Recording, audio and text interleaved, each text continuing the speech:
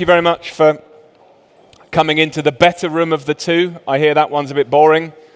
So I hope this room will give you some interesting insight into the world of PropTech and what's going on. My presentation is entitled Tips and Trends for 2017 and Beyond. What I hope to show you in this is this wave of enthusiasm around this term PropTech, to discuss whether it's indeed a thing or whether it's nothing. My real ambition from this talk is to hopefully give you some insight into the future and where it's all going and what does PropTech really mean for you, whether you are a startup or whether you are part of a bigger commercial entity in a larger company. And if nothing else, I hope to show you that there's been a real move from America through to the UK, through to Europe, and beyond into Asia as this PropTech march continues. So that's my ambition of this talk, is to hopefully introduce you to PropTech and talk to you about the trends that I'm seeing globally, and also to talk to you about the mentality of PropTech. And I think mentality is the most important aspect of the technological movement we're seeing in real estate today. So let me start by giving you a quote, which was part of a report that was written, the first academic report, in fact, into PropTech by a professor from Oxford University. And surprisingly, the person didn't put their name to the quote, who was saying that PropTech is just a way of creating and extracting money from a fat dinosaur, the real estate industry, that has got bad knees and lost its agility. Now, I think that's a little bit unfair, personally. And I rephrase this, because whilst there's no doubt that the industry is a dinosaur, we are coming out of the dark ages, PropTech is actually, it's a symptom of a wider change. And what I like to think is that we've found a more efficient way of helping the dinosaur, us real estate professionals, finding their way again. They're lost. They don't understand the change. And actually what we're doing is we're giving them a new life source, some more and better food to provide more income and growth over coming years. So I think the first quote is a little bit unfair. Hopefully the second quote is a little bit fairer. But why? Why is this dinosaur feeling lost about real estate technology? It all comes to the amount of money that is driving into real estate technology. This is a graph which has been done by CB Insights, tracking global investment since 2013. And you can see on the graph as it's going up, you can see the growth quarter by quarter to the peak of nearly $1.5 billion of investment in the third quarter of 2016, which totaled investment in that year for $2.6 billion. You can also, and this is more of interest for me, this top line here, where you've got nearly 8 quarters of consistent deal flow, where each quarter venture capitalists were investing in at least 60 deals a quarter in real estate technology companies. And that's showing a maturity in terms of the amount invested over time. And what's particularly interesting for me here is that that $2.6 billion that was invested in 2016, the majority was from America and Asia. And Europe was missed in the middle, completely missed. And I made a prediction in December that we would see a significant rise in investment in terms of money and deal flow in Europe this year. And I was really pleased that in the first quarter, I was proved right. And in fact, the UK was seen as the fastest growing segment in real estate tech investment around the world. So we're seeing huge growth. The question is, where is this growth happening? And this is another really important graph for me in terms of understanding how mature these companies are. If you look back in 2013, the outer line here, this dark blue, is a percentage investment at the seed level, the very, very small companies. And you can see in 2013, 52% of all money was at that, and 54% in 2014 was at the seed level. Fast forward to this year, you can see investment has dropped to down 34%, but it's these middle two lines, the slightly lighter blue, where over 50% of all investment made by VC, venture capitalist, was in the Series A and Series B. So the companies in 2013 that were starting up are now growing. They have a proof of concept, and now they're getting further backing. It shows only last week, for example, just to show you how active our UK sector is at the minute. Over £47 million were invested just last week in 3 different companies across real estate finance, real estate transactions. 3 deals, 47 million, I think it was. It's growing very fast. Now, let's look at the hype, because there's a lot of hype about PropTech. And what I wanted to look at was how Google is actually looking at the consumer, typing in PropTech, ReTech, which is real estate technology, and CreTech, commercial real estate technology. Because I was challenged recently at a speech to say, there's so much hype around PropTech at the minute. And I had agreed. But what I also thought was really interesting in this graph, when we charted everything against each other, and bearing in mind this is people typing it into Google, you can see ReTech, which is essentially the US derivative of PropTech, has always been pretty consistent in terms of trend. But it's this green line here, and it starts to rise at about the start of sort of 2016, and we've seen this massive surge in interest in Google Trends around the term PropTech. Now, why is that important? Number one, yes, it does indeed show that there is a hype around the term. But number two, it also shows this movement, in my opinion, from the Americas across. And actually, I would argue that now PropTech is the general umbrella term for this real estate technology movement. And even the Americas have now adopted PropTech as their term. We have MIPIM PropTech in October. They haven't named it MIPIM ReTech, because I think they realize the rest of the world has now woken up to this movement. But an interesting slide nonetheless. Also, the CreTech side, the lower blue line here for me, is quite important. It's not seen as a huge term that people are searching for. It's more of a niche market, which I find interesting, and we'll explore a little bit later.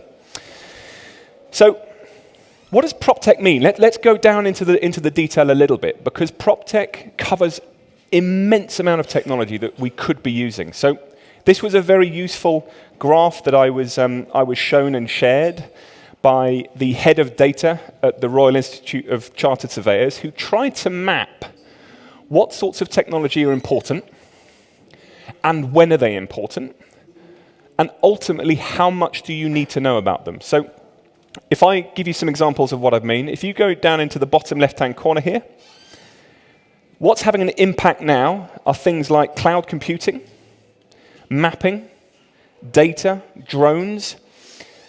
But you don't really need to understand an awful lot about cloud computing, whereas you do need to understand an awful lot about how data is impacting your businesses. If you go along to the future, quantum computing, graphene, you need to know that they're going to have an impact, but they're way off in the future. Whereas, for example, virtual reality, augmented reality, you need to understand their implication and the impact they will have on your businesses. But whether it's immediately now or not, I disagree with Dan. I think you need to know more about virtual reality and Internet of Things sooner. But it's interesting to see it plotted. The problem is, how on earth do you make sense then of all the companies in all the sectors? Now, this is a map that we constructed about 2.5 years ago, which has broken down each of those technologies into all of the different companies that are working in those sectors. And in the UK alone, we have about 270 to 280 companies. And this is actually, it's a framework, and it's available if you At the top left here, you can see my website, jamesdearsley.co.uk. You can find a copy of this on that website. But we're just currently working on a framework that will then be used globally to start mapping the PropTech firms against the technologies that they're within, to get an agreed global framework so that the German PropTech associations can start aligning their companies in with the respective technologies which are here. But what's interesting for me, again, to look at a trend of how PropTech is moving, is around the bigger circles. So we've got here software providers, we've got here the online movement, so online sales, online brokers, property management. So break that down, we have software provision and property management as two of the largest sectors within the UK market, and this online broker movement. Purple Bricks, I'm sure you've heard of them, now has a larger market capitalization in the UK than 3 of our largest real estate companies. It's an online agent. It's a big move. Let's take it further. This is a graph by Venture Scanner, an American firm, which tried to look at the sectors within PropTech, look at the funding against the age. So by way of explanation here, on the bottom graph, it actually increases in funds. So take agent tools, indoor mapping, property management, have not had significant funding, but they're also very young. So we're talking about the pioneer section. If we go to the top end here, the established marketplace, they've been around an awful long time, construction management, facility management, but they're not getting any funding. There's not an awful lot of funding coming in that way. All the way over here to commercial search. No one yet, to my knowledge, and I could be corrected, has really solved the commercial property market search engines. In the UK, Rightmove, Zoopla are starting, but no one has solved it, and yet the funding is massive. So when you put that into context, and you look at how each sector, again, the trends of funding across the world, you can see here that by far the most heavily funded section is the insurance sector, 7 billion. But the deal flow, it's about 150 deals have been funded. So insurance, there's not many deals being made, but large ones.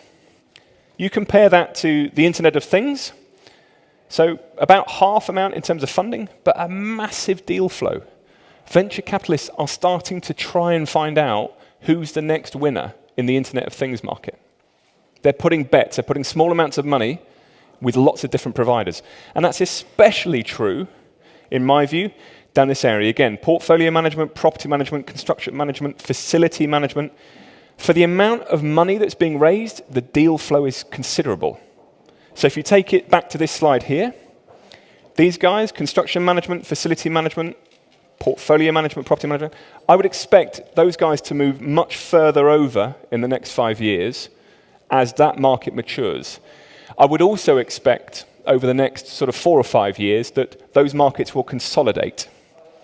There's a significant amount of companies in this software provision that need to look at their business models, need to understand whether there are similarities and complementary attributes with other software provisions, and come together. I wrote an article 2 or 3 weeks ago that we need collaboration and consolidation in PropTech. There are too many companies trying to do the same thing. So for you startups in the room, please look around you.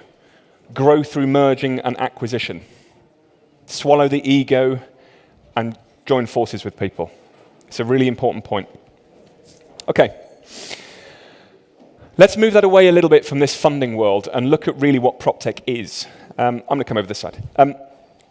I was asked in a presentation recently, in fact, when we launched this PropTech 3.0 report, the first academic report around PropTech, and the person who was moderating the panel said to me, James, I'm sure you've been asked many times to define what PropTech means.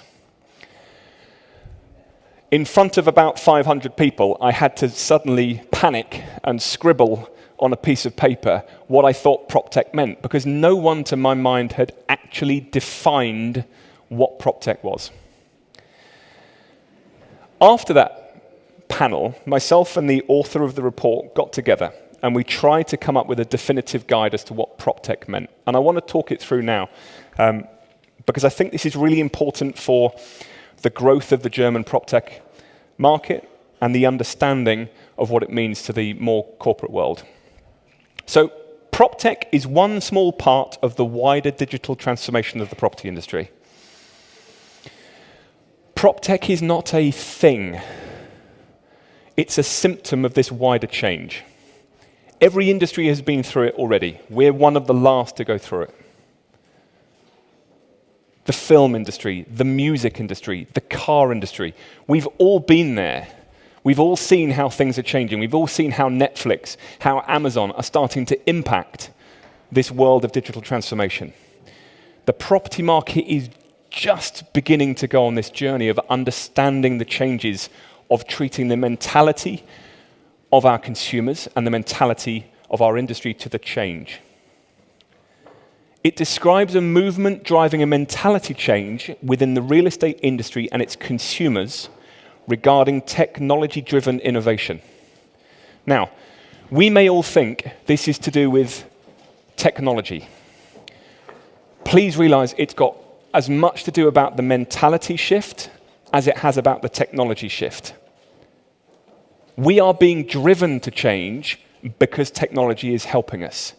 And the mentality of our staff, the mentality of our consumers and our clients are shifting to a more technology-driven approach. So it's the mental shift as much as the technology shift. And lastly, in the data assembly, transacting, and design of buildings and cities. It's not just the smart home. It's not just the smart building. It's not just about the buying and selling of property. It's about everything to do with our cities and our buildings. Building them, designing them, transacting within them, everything. That is the problem with PropTech. It is so vast. There is so much going on. So let's investigate this whole mentality shift. And I'm going to try and give you a few examples of the trends that we're starting to see in the mentality shifts of people. So one of them is this. I did some research with HSBC, the bank. And we surveyed 9,000 people in their attitudes of home buying. And it was really fascinating because we broke it down into millennials, Generation X, and the baby boomers. And one of the things that we found consistently was it was the pain points around dealing with people which were the fundamental problem at the consumer level. 37% of all responders said that dealing with people in that transaction was the problem. Even more than paying for the service, even more than negotiating the price. It was the pain points of dealing with people. Moving that further on, and looking at the more sort of financial angle of this research, what HSBC were really interested in was how the consumer is dealing with the bank in terms of mortgage advice. And what they looked at here is they wanted to compare against the different consumers, because we've got to realize that consumers are not just one thing, they are broken down. So if I might just take you through this, what was really interesting for the bank was that the baby boomers, you can see here 41% still wanted to deal with the bank or the mortgage advisor. The baby boomers still wanted that person-to-person interaction. It was still very important to them. And what was interesting was that 3% would turn to online forums and websites. Now, you will notice this doesn't add to 100%. You'll have to excuse me. There were so many different options, but I've just brought it together. And what they realized, even in that 3%, actually it was a very male-dominated search online, but only 3% of people trusted mortgage advice online. But what was particularly interesting to the bank was the shift that whilst millennials still looked at the bank for advice, the most important area for them were parents, other family friends, or mum and dad. Now, if you compare that with their trust in terms of the online forums and websites, they were by far and away They were doing their research online, but they were going to mum and dad and family and friends to get the advice on mortgages. That is significant in two ways. Number one, the conclusion by the bank was that they couldn't trust anybody. Millennials found it difficult to trust an entity. They'd lost sight of what a bank meant to them. But equally, what was interesting, and what this doesn't show, is that they were putting their trust online into chatbots and humanoid advisors. It was the biggest growth area in the millennial section for trust within mortgage advice. Possibly the biggest purchase of their life, and they were trusting a chatbot.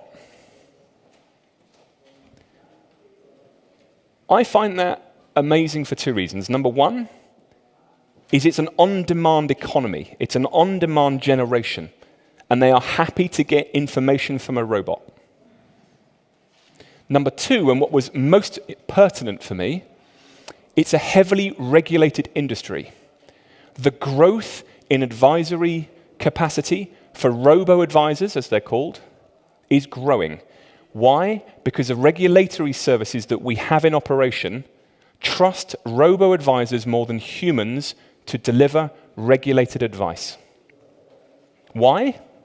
Because they can program a chatbot to deliver the correct advice and non-biased advice every single time. Whereas they can't trust a human to not have a bias in the advice they're giving. So, take this on. This is a little bit of a report. And what I want you to try and imagine here is, whilst this is all about the financial services, this could very easily be about property services as well. So, a look in the wealth management sector and the amount of work around robo-advisors at the top and how much they were being used at the minute. And there's a growth from 2017 to 2020, which the worth in a robo-advisor will increase. And this is about how people are going to be using funds and how they're going to be getting advice and what sources of investment advice they're looking at. And what I found also particularly interesting for me was this area around blockchain technology. 11% to 30%. So we're looking at an increase, robo-advisors and blockchain. I started talking about blockchain technology within real estate about 4 years ago. 2 years ago, at the Future PropTech event in London, I said, I'm surprised that no one is talking about blockchain, because it could have the most seismic impact on our sector that we will ever see, if we can understand it. It's only now starting to have this impact. But let me move this on to here, which is because of this rise of chatbots, humanoid advisors, big data, IoT, blockchain, I put this slide into a presentation I gave, again, a couple of years ago, saying that artificial intelligence and blockchain technology will be the silent unicorns of the PropTech market. They're silent because they are termed an exogenous PropTech.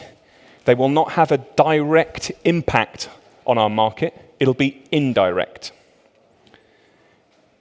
They'll be unicorns because they will be massive. Expect a seismic shift when these have a play. Okay, let's look at another mentality shift around working patterns and how we're working. We've looked at residential, we'll look at commercial. This is a graph from Estates Gazette just earlier this year, looking at the percentage of co-working space in London, tracking back from 1984 all the way to the first quarter of this year. Again, it doesn't take me to explain what this graph is showing, except a change in mentality of the way that we use space. If you're all on Twitter, do follow the hashtag space as a service, because we are starting to understand that the environments in which we work nowadays are changing. We want more collaborative, more flexible working spaces where we can be in different places at different times. It's no surprise that Regis, for example, have got their own co-working entity under threat from WeWork. The commercial real estate place is changing dramatically. And you've just got to have a look at this change of mentality of business to realize why co-working is shifting. This is Charlie Green, the co-founder of the Office Group. If as a business you don't know your space demands in the next 12 months, how can you realistically sign up to a longer lease? Brandon Weber from VTS, one of the largest PropTech firms as a result of a huge merger probably about 18 months ago now, says the same thing. Companies in today's marketplace are changing strategies every quarter. They're moving very, very quickly, and therefore they don't want to be strung into a large, long commercial lease. They want flexibility in the way that they work. Taking it a stage further, CBRE did some research, and this is very London-centric, so I apologize, but the growth of startup businesses in the UK grew 17% from 2010 to 2016. That's nearly 500,000 new businesses. 38% of them were focused in London. Office spaces, commercial spaces are changing to work with the impact of these startup businesses. Again, PropTech is having a significant impact on this. But this is the key thing for me. You would probably realize the tremendous valuation that WeWork has. Tremendously high valuation. And it's not just about the real estate sector of their business. It's about more than that. Charlie did some research. The Office Group are, again, a very flexible working space. And they said that 38% of tenants in the Office Group's co-working operation have done business together. Now, with the community that is being driven by the likes of these co-working spaces, the revenue is not just being generated by the space that they are renting out. It's being generated by the business that is being done between the parties. So again, one of the biggest shifts in digital transformation we're seeing is a move to more platform-based platform-based business models. Hence why WeWork's valuation is not just about the space. Really, one of my final slides is all about this managing of this complex change. Now, digital transformation in real estate means that a lot of business, especially on the commercial sector, are going through a serious shift of complex change. This is a diagram which was put together by Dr. Mary Lippett, who looked at complex change, and I think it is one of the most pertinent and important diagrams that any business should be looking at the minute. Digital transformation is going to shift the way that you do business, especially if you're in the larger, more commercial sectors. Understanding that vision, skills, incentives, resources, and an action plan result in the change. And if you're missing one component part of that, any one of these adjectives can be brought in. I'm seeing this all the time. As part of PropTech Consult, which is one of the businesses I run, we're going into these big companies, the JLLs, the CBREs, and we are advising them. And if any one of these components is missing, we won't be working with them because they're not ready for the change. Lastly, my penultimate slide. Just wanted to give a little bit of advice. Really for anybody here who's in the commercial sector. Alex Eds, who's the head of innovation at JLL, I said to him, Alex, if you were to help the larger corporate sector understand the changes, what would you say? And he just said, property companies need to consider the impact of digital transformation at all levels of its business, from the board to the building. He thought that was a bit cheesy at the end. He thought that was a bit funny, but I quite like it. But what he said is with JLL, what they're having to do is put digital transformation at the forefront of every single management meeting they're having, from board level down. If you're in the startup world, Russell Quirk, the founder and CEO of eMove, which is one of the 3 large online estate agents in the UK, gave slightly different advice in terms of how you prepare your business for any of you who are startups in the room. Look at your competitors and don't be afraid not to be the first mover. Purple Bricks completely outrun him, but what he's doing is he's learning from the problems they are facing. So any startup, don't be afraid to not be the first mover.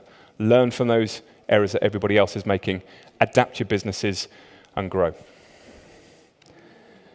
And with that, I'd just like to say thank you. I hope that was of use, and I welcome any questions. I think we're having some Q&As, but thank you for your time. Thank you, James. Thank you. And hi.